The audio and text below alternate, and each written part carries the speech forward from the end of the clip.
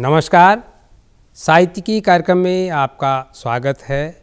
इस कार्यक्रम में आज हमारी परिचर्चा का विषय है हिमालयी अंचल के बिसराए साहित्यकार, और इस विशेष परिचर्चा में भाग लेने के लिए हमारे साथ मौजूद हैं साहित्यकार विजय गौड़ और आलोचक दिनेश जोशी जी।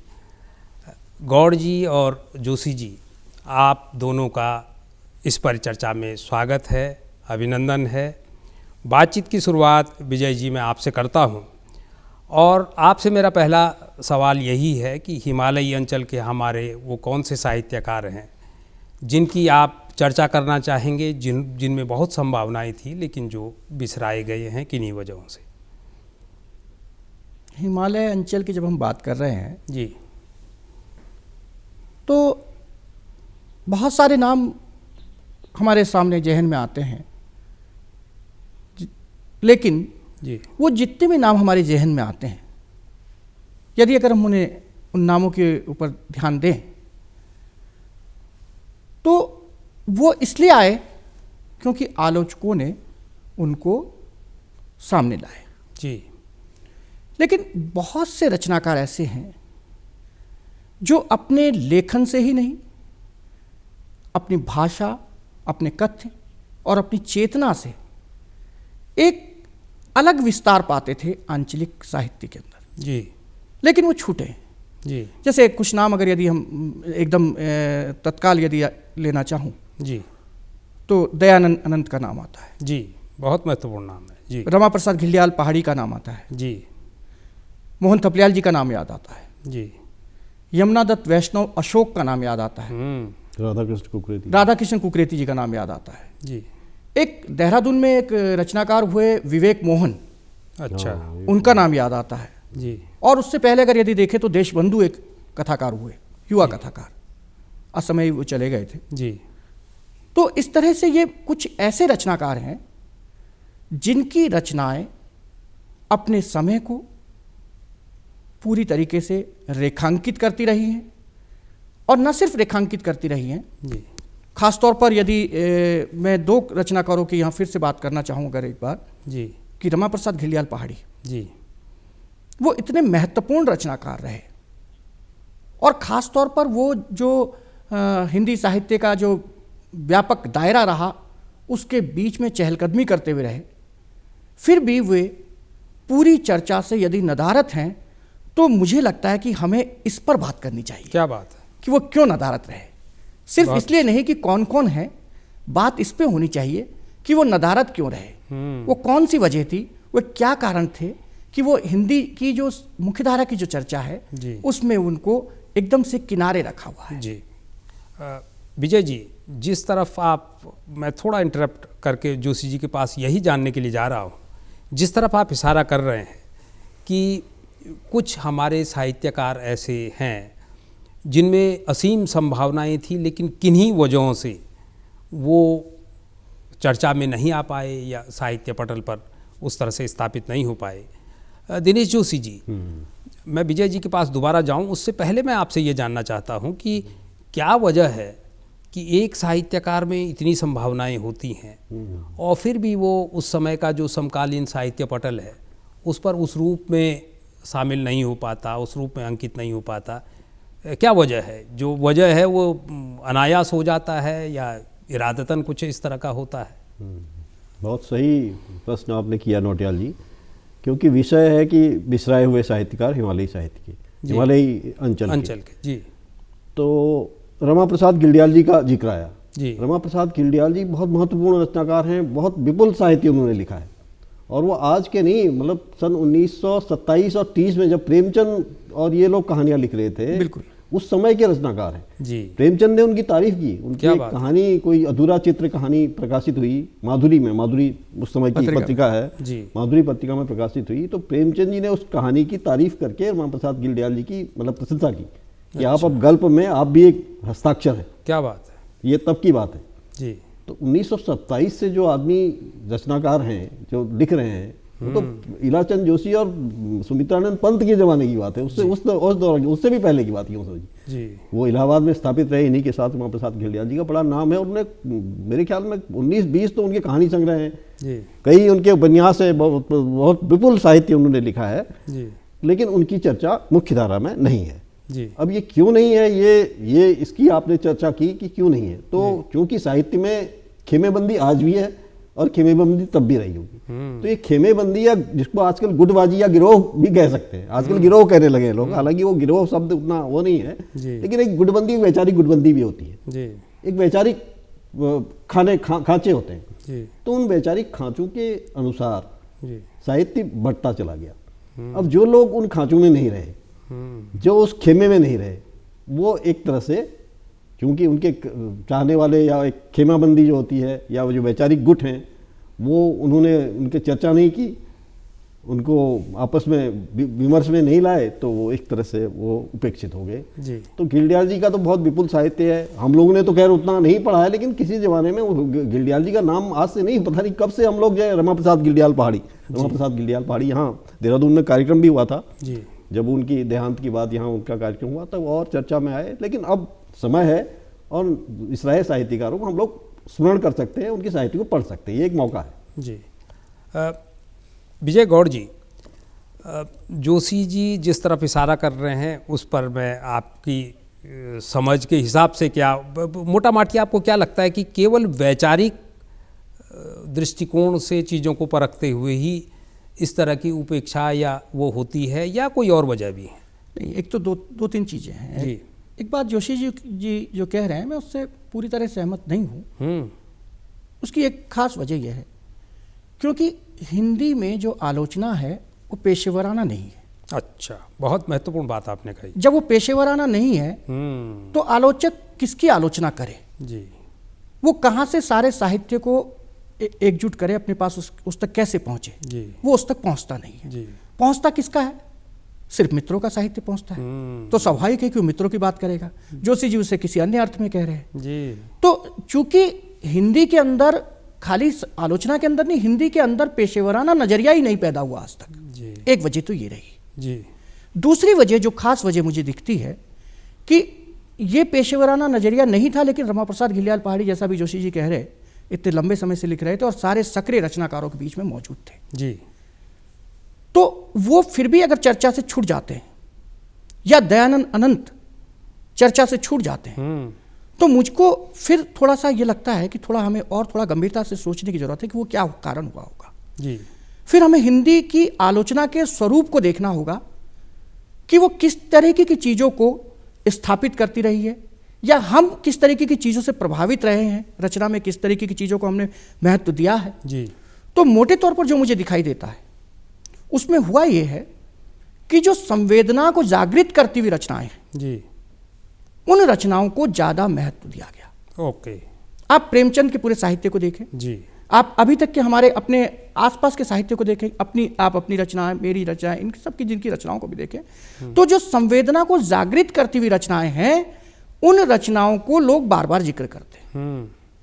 लेकिन जो रचनाएं संवेदना को जागृत करने के साथ साथ वैचारिक उथल पुथल कर रही होती है, चेतना के स्तर पर आपको कहीं कहीं मजबूर कर रही होती है सोचने के लिए, ऐसी रचनाओं को का आकलन करने का जो शऊर पैदा होना चाहिए था, वो चूंकि नहीं पैदा हो पाया आलोचना में जी। इसीलिए आप देखेंगे कि अगर रमा प्रसाद घिल्डियाल पहाड़ी की बात करें, चंद्र शर्मा गुलेरी जी की कहानी है, उसने कहा था जी, है बिल्कुल। उस कहानी का बड़ा चर्चा होती है और युद्ध आधारित कहानियों का जब भी जिक्र आता है तो गुलेरी जी की कहानी को एकमात्र तरीके से मान लिया जाता है, जबकि उसमें युद्ध का केवल संदर्भ आता है जी। लेकिन वो युद्ध का संदर्भ एक प्रेम प्रसंग की कहानी में बदलता है जी। अगर हम यहां रमा प्रसाद घिल्डियाल पहाड़ी को देखें, एक नहीं कई कहानियां उनकी पूरी की पूरी युद्ध पर है। ब्रांड कोट अगर यदि उनका कहानी संग्रह उठाकर देखेंगे तो उसमें 2-3 कहानियां मिल जाएंगी। दूसरा और संग्रह उठा 13-14 संग्रह उनके कहानी संग्रह, 2-3 उपन्यास हैं। तो जो युद्ध आधारित कहानियों की जब हम बात कर रहे थे, तो युद्ध आधारित कहानियों में अगर यदि देखेंगे तो न सिर्फ खाली रमा प्रसाद घिल्डियाल पहाड़ी, आप देखेंगे कि आपको भुवनेश्वर के यहाँ भी मिल जाएगी जी। तो यानी आलोचना के जब हम स्वरूप को देखते हैं तो आलोचना में इस तरीके की चीज़ों को ज़्यादा प्रमुखता दी गई जो संवेदना को जागृत कर रही थी, और हमने कहानी के या रचना के स्वरूप को सिर्फ इतने तक सीमित मान लिया कि वो संवेदना को जागृत करे, वो मनुष्य के भीतर को बदले। लेकिन जो बाहर जो चीज़ें जो गुजर रही हैं, जो सामाजिक राजनीतिक माहौल बदल रहा है या उसे बदलने की जो भूमिका अपनाई जा सकती है, उसमें रचना की भूमिका कैसे तय हो, इस सवाल के साथ जब रचनाएं लिखी जा रही थी या लिखी जाती हैं तो उनका मूल्यांकन करते हुए हम थोड़ा सा चूक जाते हैं। तो खाली रमा प्रसाद घिल्डियाल पहाड़ी ना हो, इवन की दयानंद अनंत की जो कहानी है, अगर आप देखेंगे कनाट सर्कस के कौवे, कनाट सर्कस मध्यवर्गीय जीवन को इतने जबरदस्त तरीके से निशाने पे लेती है। मुझे लगता है कि यदि भारतीय रचनाओं की बात की जाए, भारतीय कहानियों की बात की जाए, तो और उसमें से हिंदी कहानी अगर यदि ढूंढनी हो तो मेरे को अगर यदि ढूंढनी पड़े तो मैं एकमात्र कहानी अगर ढूंढ सकता हूं तो कनाट सर्कस के कौवे। इतनी महत्वपूर्ण कहानी है, लेकिन उस कहानी का कहीं चर्चा नहीं, कहीं कोई जिक्र नहीं होता। कुकरेती जी की जब रचनाओं की बात करें तो कुछ रचनाएं ऐसा हो सकता है थोड़ा उनमें कच्चापन सा भी दिख सकता है, लेकिन बावजूद इसके वो जो इस तरीके से अपने विषय को डील करते हैं, जिस तरीके से उन बातों को लेकर के सामने आते हैं, वो बड़ी खूबसूरत है। यमुना दत्त वैष्णव अशोक की बात करें, हालांकि उनसे थोड़ी असहमति भी उभर सकती है क्योंकि वो थोड़ी सी इतर बातें भी करते हैं जो शायद ठीक भी नहीं है। जी विजय जी, मैं आपके इसी वक्तव्य को आगे भी कंटिन्यू हम रखना चाहेंगे, पर फिर वो बात दिमाग से निकल जाएगी। आपने एक बहुत महत्वपूर्ण बात आपके अपने वक्तव्य में जो कही, वो कही कि आलोचना का पेशेवर नज़रिया जो है।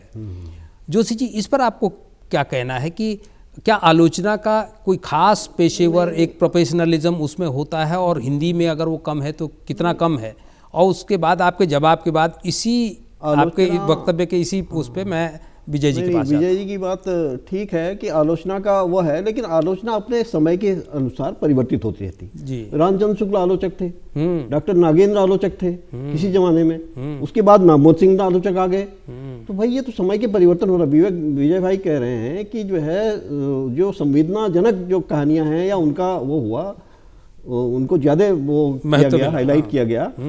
तो रामचंद्र शुक्ल जो वामपंथी आलोचक नहीं थे, डॉक्टर नागेंद्र वामपंथी आलोचक नहीं थे, डॉक्टर नामवर सिंह आए तो वामपंथी आलोचना का वो हो गया जी। तो ये जो दौर आया जी, उस दौर के बाद तो जो चेतना संपन्न जो साहित्य की बात कर रहे हैं, वैचारिक साहित्य की, उसी का बोलबाला रहा।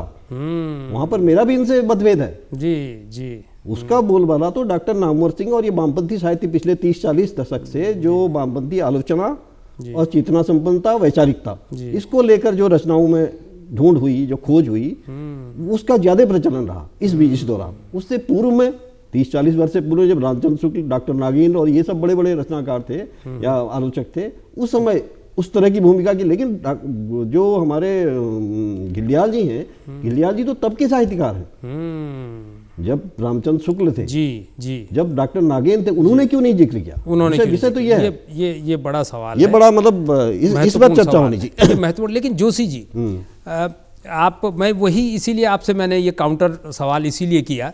लेकिन विजय जी, अभी जैसे आपने कहा कि साहित्य में आलोचक की एक भूमिका आपने महत्वपूर्ण बताई, और आपका ये भी कहना है कि जो हमारे हिमालयी अंचल की बहुत महत्वपूर्ण दयानंद अनंत की आप चर्चा कर रहे हैं, रमा प्रसाद घिल्डियाल पहाड़ी को हम सभी लोगों ने पढ़ा है। उसके अलावा गोविंद वल्लभ पंत नाटककार, आपने ना गोविंद वल्लभ पंत जो नाटककार गोविंद वल्लभ पंत थे साहित्यकार, उनका बहुत विपुल साहित्य है, उनकी कहीं चर्चा ही नहीं है। पानू खोलिया जी, पानू खोलिया का नाम मतलब कहीं कोई साहित्य में वो नहीं है। हालांकि मटियानी जी अपनी रचनाओं से आ गए, हालांकि मटियानी जी तो अपनी प्रतिभा संपन्नता और अपने विपुल साहित्य, मटियानी जी के बारे में तो कहा जाता है कि उनकी कहानियां तो मतलब प्रेमचंद से भी ज्यादा मार्के की कहानियां। शैलेश मटियानी के बारे में ऐसा कहा जाता है। मतलब राजेंद्र यादव बोलते हैं कि प्रेमचंद के पास जो साहित्य है 5-6 कहानियां अच्छी हैं, मटियानी के पास तो उत्कृष्ट साहित्य जो है 10-12 कहानियां अच्छी हैं।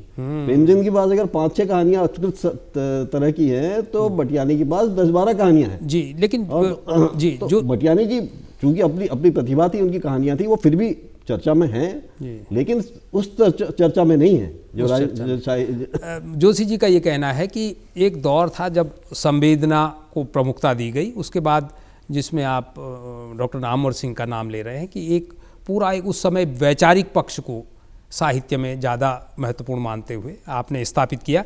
लेकिन विजय गौड़ जी, एक बहुत महत्वपूर्ण सवाल जो आज के दौर में बड़ा प्रासंगिक है वो ये है कि क्या साहित्य को पटल पर लाने में, पाठक तक पहुंचाने में आलोचक इतना महत्वपूर्ण होता है, या वो जो आपके साहित्य का जो एसेंस है वो ज़्यादा महत्वपूर्ण होता है? मुझे लगता है कि शायद हम बातों को बहुत भटका रहे हैं। जी, भटका इसलिए रहे हैं, मैंने सिर्फ ये बात कही कि संवेदना को जागृत करने वाला साहित्य, जो संवेदना को जागृत करने वाला साहित्य वो निकृष्ट साहित्य नहीं है, ये ध्यान रखिएगा। वो सदिच्छाओं से भरा हुआ साहित्य है। क्या बात है, बहुत अच्छा। लेकिन आलोचकों की प्रवृत्तियों के बदलने के बावजूद जो आलोचना में जो रचना को स्थापित, जो रचना को रचना मान लेने का जो शऊर पैदा हुआ जी, उसमें कोई बड़ा परिवर्तन नहीं आया। अच्छा। और इसको इस रूप में भी देख सकते हैं कि जैसे बहुत सारे आंदोलनों का जिक्र होता है साहित्य के अंदर, नई कविता, नई कहानी, अकहानी, संचित का जनवादी कहानी, प्रगतिशील कहानी, लेकिन आप देखें कि कोई भी आलोचक इन रचनाओं की मुख्य प्रवृत्तियों की बात नहीं करता जी। अगर हम रचनाकार का नाम हटा दें, किसी एक रचना को पढ़े, तो क्या बता सकते हैं कि कौन सी आंदोलन की रचना है? ऐसा क्यों हुआ? क्योंकि वो सारी की सारी रचनाएं कमोबेश संवेदना को जागृत करती हुई एक ही प्रवृत्ति की रचनाएं थी। बहुत अच्छा। फर्क इससे नहीं, अब वो समानांतर कहानी आंदोलन है, पूरा का पूरा आप उठा करके देखिए कि पूरे आम जन की बात करता है, जिसका प्रतिनिधित्व अगर हम देहरादून या उत्तराखंड में देखें तो पंजी बहुत अच्छे से, बहुत सलीके से करते रहे जी, और बहुत स्थापित रचनाकार रहे जी। तो वो जबकि मार्क्सवादी साहित्य की धारा में नहीं आता रहा समानांतर कहानी आंदोलन। तो लेकिन क्या हुआ, क्योंकि सारी जो रचनाएं हैं, इन सारी रचनाओं में संवेदना को जागरण, यानी संवेदना को जागृत करने की जो प्रवृत्तियां हैं वो प्रमुख रही जी। अब अगर मैं जिन रचनाकारों की बात कर रहा हूं, चूंकि ये बात चूंकि हिमालय अंचल की हो रही थी, लेकिन आलोचना की तरफ को हम थोड़ा सा गए, मैं हल्का सा सिर्फ छूने की कोशिश कर रहा हूं कि ये जो जितने भी आंदोलन हुए, इन आंदोलनों के दौर की जितनी भी रचनाएं हैं, यदि उनकी प्रवृत्तियों को देखें तो वो गवई आधुनिक है, यानी वो आधुनिक नहीं हो पाई है पूरी तरीके से। अब जो आधुनिक होनी चाहती थी, आधुनिकता का मतलब है तर्कपूर्ण होना, विज्ञान सम्मत होना, यही तो है। तो जो तर्कपूर्ण होना चाहती थी, जो विज्ञान सम्मत होना चाहती थी, यदि ऐसे रचनाकारों को अगर आप तलाशना चाहेंगे तो उसी आलोचना के दायरे में भी तो मेरे को जो दिखाई देता है उसमें अगर हम देखें तो भुवनेश्वर दिखता है, यशपाल दिखता है, रमा प्रसाद घिल्डियाल पहाड़ी दिखते हैं, मुक्तिबोध दिखते हैं, रघुवीर साहे दिखते हैं। और दिलचस्प है कि रघुवीर साहे और मुक्तिबोध तो कविता के दायरे में फेंक दिए गए, रमा प्रसाद घिल्डियाल पहाड़ी का कहीं चर्चा नहीं हुई। ठीक है। भुवनेश्वर को केवल एक भेड़िया कहानी पर सीमित कर दिया गया है जी। और यशपाल को किसी अन्य तरीके से जी। क्योंकि ये जो कहानियों की प्रवृत्ति थी, ये कहानियों की प्रवृत्ति आधुनिक कहानी की प्रवृत्ति की ओर जाती थी जी। क्योंकि यहाँ विचार, यहाँ पे समाज की जो उथल पुथल है, उसके अंतर्विरोध हैं, उनको ज़्यादा तीखे तरीके से रखने की कोशिश की गई जी। और सिर्फ संवेदना को जागृत करने के लिए नहीं, संवेदनाएं वहाँ भरपूर तरीके से आती जी। लेकिन साथ साथ अन्य चीजें भी कि ये घटनाएं घट क्यों रही, इनके पीछे के कारण क्या जी। है। जी। तो ये जो कारणों की जब हम बात करते हैं, आप जो हमारे मोहन थपलियाल है, उनकी कहानियों को आप उठा करके देखें, वो ऐसी कहानियां हैं जो जहां पर वो अंत होती है, वो वहीं से एक नई शुरुआत की बात कर रही है। क्या बात है, बहुत इतनी खूबसूरत कहानी है। जी। जी। तो ऐसी कहानियों को आप कैसे करके उसकी व्याख्या कैसे करेंगे? जी। क्योंकि अगर आप ऐसा यंत्र नहीं तैयार कर रहे हैं। जी। विजय जी, आपकी बात को ही थोड़ा सा एक दूसरा रंग देते हुए मैं जोशी जी के पास इस सवाल के साथ जा रहा हूँ कि जोशी जी, जैसे आप दोनों वक्ताओं का कहना है कि कुछ कथाकार हिमालयी अंचल के स्थापित हुए, कुछ बहुत संभावनाओं के बावजूद स्थापित होने से रह गए। आपने तो विपुल साहित्य पढ़ा है स्थापित लोगों का भी, और जिनको कि हम कह रहे हैं कि वो नहीं आ पाए, मेन स्ट्रीम में, क्या आपको दोनों के कथा साहित्य में, कविताओं में या समग्र साहित्य में कहीं कोई अंतर लगता है? क्या ऐसा लगता है कि जो स्थापित हुए वो बहुत अच्छा लिख रहे थे, जो नहीं हुए उनमें कुछ कमी रह गई, ऐसा है क्या? एक तो देखिए, स्थापित होने और न होने की अवधारणा भी जो है ना, ये बड़ी मतलब बड़ी कंफ्यूजिंग है। क्या बात? कौन स्थापित है, कौन नहीं है। बहुत महत्वपूर्ण। जिसको मैं स्थापित मानता हूँ, आप स्थापित नहीं मानते जी। जिसको ये मैं स्थापित मानता हूँ, ये स्थापित नहीं मानते। तो लेकिन एक मुख्य रूप से ठीक है, जिनको कुछ पुरस्कार मिल गया, कुछ लोगों को पुरस्कार मिल गया, कुछ की किताबें ज़्यादा छप गई, कुछ ने ज़्यादा नाम हो गया, तो उसको हम स्थापित मान लेते हैं जी। वो हैं, ठीक है, उन्होंने ज़्यादा वो क्या मुख्य धारा में रहे, वो सीन में, परिदृश्य में हर हमेशा रहे। कई लोगों ने अच्छी उत्कृष्ट साहित्य लिखा लेकिन परिदृश्य में नहीं रहे, कुछ कहानियाँ लिख दी, उसके बाद वो अपने दूसरे उसमें लग गए, उनका उस समय नहीं उसमें ज़्यादा मतलब इन्वॉल्व रहे हर समय जी। तो वो ऐसा नहीं कि उनका मतलब वो नहीं है, लेकिन जो लगातार परिदृश्य में औसत भी लिखा और लगातार परिदृश्य में बने रहे, वो महान साहित्यकार हो गए, वो स्थापित हो गए। जी जी। कुछ जो बहुत प्रतिभाशाली थे उनने कम लिखा तो वो नहीं रह पाए, और थोड़ा रचनात्मकता के ऊपर आपको सक्रिय तो रहना ही पड़ेगा। देखिए, जब उस क्षेत्र में हैं, कई लोग जो उस क्षेत्र में हैं और सक्रिय नहीं हैं, तो वो निश्चित रूप से वो उस तरह से नहीं स्थापित माने जाएंगे। ये एक कारण है जी। भाई, हम जब जिस क्षेत्र में काम कर रहे हैं उसमें लगातार अपने परिदृश्य में बने रहें, भले ही औसत दर्जे का लिखें, निरंतर लिखते रहें, चर्चा में बने रहें, अपनी मार्केटिंग भी जिसको कहते हैं, सेल्फ मार्केटिंग भी करते रहें। जिन लोगों ने मार्केटिंग नहीं की वो स्थापित नहीं हो पाए, जिन्होंने की वो स्थापित हुए जी। ये सब तमाम सवाल हैं, ये प्रश्न आपकी तरफ से बहुत महत्वपूर्ण और एक तरह से वैसा बयान है कि क्या विजय जी लगता है कि साहित्य में भी कुछ मार्केटिंग जैसा है कि आप, या वो सब पाठक पर ही निर्भर करता है कि वो क्या पढ़ना चाहे क्या ना पढ़ना चाहे? नहीं, देखिए, पाठक के निर्भर करने की जो बात है, पाठक को तो जो साहित्य उपलब्ध होता है वो पढ़ता है। अच्छा। और उस पर अपनी राय बनाता है जी। मार्केटिंग का तो स्तर ही नहीं है जी साहित्य के अंदर, वो होना चाहिए था जी। वो करता तो प्रकाशक करता। अच्छा। वो अपने रचनाकारों को स्थापित करता जी। अगर वो बिजनेस करने उतरा है तो वो अपने प्रोडक्ट को बेचना चाहता जी। आप बता दीजिए कौन सा ऐसा व्यवसाय है जिसके अंदर व्यवसायी जो है विज्ञापन नहीं करता जी। लेकिन यहाँ पर जो भी व्यवसाय है, यहाँ पे जो विज्ञापन है, वो किस तक सीमित होकर रह गया कि पुस्तकों की समीक्षा अखबार में आ गई, पत्रिका में आ गई, इतने तक ही। और वो जो अखबार में आ गई, पत्रिकाओं में आ गई, वो कैसे आती है, उसमें सिंपली जो बात हम शुरू में भी कह रहे थे कि जो जिसको जानता है। जोशी जी लिखते हैं, जोशी जी मुझे जानते हैं, तो स्वाभाविक है जोशी जी मेरी किताब पे लिखेंगे, जोशी जी आपकी किताब पे लिखेंगे, जोशी जी जिनको जानते हैं, जिनकी किताब उन्हें उपलब्ध हो सकेगी जी।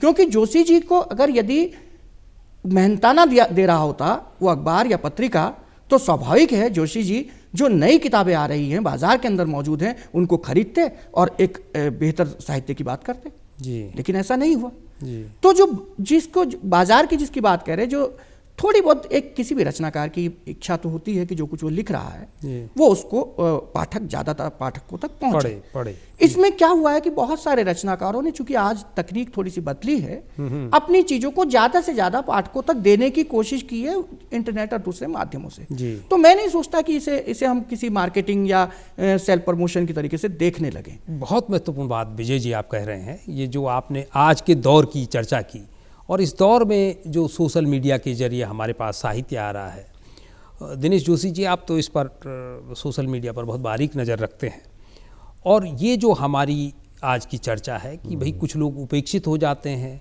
कुछ लोग संभावनाओं के बावजूद मुख्य पटल पर नहीं आ पाते। एक हमारे पास एक खुला मंच आया है सोशल मीडिया। सोशल मीडिया के जरिए भी हमारे पास कुछ कवि, कुछ कथाकार, कुछ लेखक आए हैं, और विजय जी आप स्वीकार करेंगे पहले हमारे पास कुछ चुनिंदा साहित्यिक पत्रिकाएं होती थी, और उनके संपादकों की एक तरह से मठाधीशी जिसको आप कह सकते हैं कि जिसको वो चाहें इस्टेब्लिश करें, इसी वजह से ये भी एक कारण था कि ये लोग उपेक्षित रह गए होंगे। क्या आपको लगता है दिनेश जोशी जी कि ये सोशल मीडिया एक बड़ा प्लेटफॉर्म है और इसके ज़रिए जो सामग्री हमारे पास आ रही है, क्या आपको लगता है कि उसमें निश्चित रूप से संभावनाएं हैं? बहुत सही बात है, और ये वास्तव में जैसे एक लोकतांत्रिकरण जिसको कहते हैं जी, एक डेमोक्रेटाइजेशन जो साहित्य का हो रहा है, क्या वो बात इसके उसमें हो रहा है। बहुत बड़ी बात। हमारे पास मंच है, हमारे पास सोशल मीडिया के टूल्स हैं, और हमने अपना नहीं अब पत्रिका में प्रकाशित हो रहे हैं। बहुत लंबे समय तक मालूम पड़ा आपने कहानी भेजी और सालों साल वहाँ प्रकाशक के संपादक के पास पड़ी हुई है, फिर वहाँ उसकी संपादक उसको आपको लौटा दे रहे हैं। तो इससे पहले कि आपके पास सोशल मीडिया है, आपके पास ऐप्स हैं, आप जो है डालिए, फेसबुक में डालिए, व्हाट्सएप में डालिए और इंटरनेट में डालिए, और आपकी रचना तुरंत आती है, तुरंत उसमें लाइक्स भी आते हैं, तुरंत आपको उसका वो भी मिलता है, रिएक्शन मिलता है। तो हालांकि मतलब ठीक है, आपका एक तुरंता वो तो है ही है, एक इंस्टेंट आपको प्रतिक्रिया मिलती है, तो आप खुश भी होते हैं, लाइक करते हैं, टिप्पणियां भी आती हैं जी।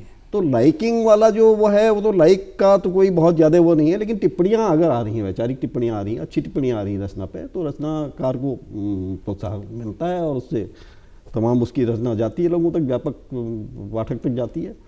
तो इस तरह से सोशल मीडिया एक बड़ा जनतांत्रिक प्लेटफॉर्म है, इसमें कोई शक नहीं। जैसा इसके बावजूद भी मुझे जो लगता है कि कोई रचना केवल सोशल मीडिया पे आने से स्थापित नहीं हो सकती। अच्छा, जैसा अभी आपने कहा था कि पाठक तक वो रचना, तो जब वो पाठक उसका जो सहृदय पाठक है उस रचना का जी, जब रचना उस तक पहुंचेगी तब वो स्थापित होगी। तो इसीलिए जो बार बार जो आपने शुरू में भी कहा कि जो रचनाकार विश्व नहीं चर्चा में रह पाए मुख्य धारा की, क्योंकि उनके जो सहृदय पाठक हैं वो उनको नहीं मिल पाए जी। और वो इसलिए नहीं मिल पाए क्योंकि जो आलोचना का जो आलोचना महत्वपूर्ण, मैं बहुत महत्वपूर्ण नहीं बता रहा हूं उसे, मैं सिर्फ ये कह रहा हूं कि उस समय का जो दृश्य बन रहा था उसमें ऐसी चीजों को, जो कि साहित्य के दायरे में ऐसी चीजों को प्रमुखता दी जा रही थी, तो वो पत्रिकाओं के अंदर भी वही छप रहा होता है फिर जी जी, जो कुछ जिनकी चर्चा हो रही है जी। बस इतनी सी बात है जी। विजय गौड़ जी, आपका एक बहुत महत्वपूर्ण ब्लॉग है लिखो यहाँ वहाँ, और हम लोग भी उसको बराबर उसको विजिट करते रहे हैं। अगर आपकी तरफ से ये बयान आ रहा है कि केवल ये जो सोशल मीडिया का प्लेटफॉर्म है ये ही आपको स्थापित नहीं करता, तो ये बहुत महत्वपूर्ण बयान है, खासकर ये आपकी तरफ से आ रहा है, क्योंकि लिखो यहाँ वहाँ तो आपने उस दौर में शुरू किया था जब एक तरह से सोशल मीडिया का हमारे यहाँ शुरुआत हो ही रही थी। नहीं, ये इन माध्यमों का हमें इस रूप में इस्तेमाल करना चाहिए जी, कि जैसे अभी हम जिनकी बात कर रहे हैं, जिन रचनाकारों की चर्चाओं हम बात कर रहे हैं, आप देखेंगे कि लगातार ये बातें करते रहने से आप हिंदी के अंदर अभी रमा प्रसाद घिल्डियाल पहाड़ी का जिक्र होने लगा। आप इससे पहले अगर उठा करके देखेंगे, एक हिंदी समय एक वेबसाइट बहुत महत्वपूर्ण काम हुआ था, वर्धा यूनिवर्सिटी ने कराया था, उसको टटोल के देख लीजिए, रमा प्रसाद घिल्डियाल पहाड़ी नहीं है। हिंदी समय आप गद्य कोश या कविता कोश उठा के देख लीजिए, रमा प्रसाद घिल्डियाल पहाड़ी नहीं है। तो रमा प्रसाद घिल्डियाल पहाड़ी, जिसकी हम बात कर रहे हैं, इतने महत्वपूर्ण रचनाकार, जिसके 13-14 कहानी संग्रह हैं, 3-4 उपन्यास हैं, और बहुत सारा उसका जिससे कहते पत्रकारिता से संबंधित जो लेखन है वो सारा का सारा मौजूद है, वो सारा गायब है और वो चर्चा से नहीं है। तो आज जब ये माध्यम आए हैं, अगर उस समय पर नहीं थे, अगर जैसा बात आई कि सेल्फ प्रमोशन की बात नहीं है, ये एक जगह के प्रमोशन की भी बात नहीं है। आज के रचनाकारों की, खासतौर पर इस अंचल के रचनाकारों की जिम्मेदारी बनती है, होनी चाहिए, कि जैसे ये जो महत्वपूर्ण रचनाएं हैं, इन महत्वपूर्ण रचनाओं को इस पटल पर लेकर के आए और उन पर विस्तार से चर्चा करें। तो मुझे लगता है ये ज़्यादा महत्वपूर्ण बात होगी, अगर यदि आज की चर्चा से हम इस तक पहुंचते हैं, लोगों तक इस तरीके से चीज़ों को दे पाते हैं। जी जोशी जी, एक सवाल आपके बहुत संक्षेप में मैं आपसे उत्तर चाह रहा हूं कि ये जो हमारे बिसराए साहित्यकार हैं, क्या इनको आज की तिथि में, आज के समय में दोबारा से मेन स्ट्रीम में लाने के कोई प्रयास हो सकते हैं, या पाठक इनसे परिचित हों, इसके लिए क्या किया जा सकता है? नहीं, ये देखिए, हम लोग जो चर्चा कर रहे हैं ये स्वयं एक प्रयास है। बहुत अच्छी बात है। जो हम यहाँ पर बैठ के, आपने बड़ा प्रासंगिक प्रश्न किया, हम लोग यही तो चर्चा कर रहे हैं जी। जो हमारे बुरे बिसराए हुए साहित्यकार हैं उनके ऊपर हम आज बात कर रहे हैं, चर्चा कर रहे हैं, ये बात जाएगी लोगों तक, पाठक तक, श्रोताओं तक जाएगी जी। और इसी तरह से अन्य माध्यमों के, जैसे माध्यम हमारा जो नया सोशल मीडिया का माध्यम है, उसके माध्यम से हम रमा प्रसाद घिल्डियाल, हम जो है पानू खोलिया को ला सकते हैं, हम दयानंद अनंत को ला सकते हैं, हम शैलेश बटियानी की जो भूली बिस्ती, हम गोविंद वल्लभ पंत को ला सकते हैं, और तमाम प्रेम सिंह नेगी का एक नाम बहुत ही बहुत अच्छी रचनाएं लिखी हैं, बहुत अच्छे कहानीकार हैं, पत्रिका में प्रकाशित होते थे, उनका नाम लेवा नहीं है। दिनेश जोशी परिहार एक बहुत अच्छे रचनाकार थे, अखिलेश परिहार, दिनेश पाठक जो बैठे हुए हैं बहुत अच्छे रचनाकार हैं, इनका नाम ही कोई नाम लेवा नहीं है, तो भाई ये हम लोग ही, और ये सोशल मीडिया की जिम्मेदारी है, और नई पीढ़ी जो हमारी आ रही है उसका ये दायित्व है कि वो सोशल मीडिया में इन लोगों को हमारी इस चर्चा के माध्यम से भी हम ये उनसे अपील करना चाहते हैं, मतलब एक तरह से आग्रह है कि नए हमारे युवा रचनाकार हैं, जो साहित्य कर्मी हैं, जो संस्कृति कर्मी हैं, उनका दायित्व बनता है कि वो उनको सोशल मीडिया के माध्यम से अपने नए टूल्स के माध्यम से लाएं। जी, दिनेश जोशी जी और विजय गौड़ जी, ये पूरी इतनी लंबी फहरिस्त है जो बिसराए साहित्यकार हैं जो किन्हीं वजहों से मेन स्ट्रीम में नहीं आ पाए, कि अगर इस पर चर्चा करने निकलें तो एक बहुत लंबी चर्चा की ज़रूरत होगी। बहरहाल इस छोटे समय में आधे घंटे के अंतराल में हम एक बृहद चर्चा कर पाए, इसके लिए विजय गौड़ जी और दिनेश जोशी जी, आप दोनों का बहुत बहुत आभार।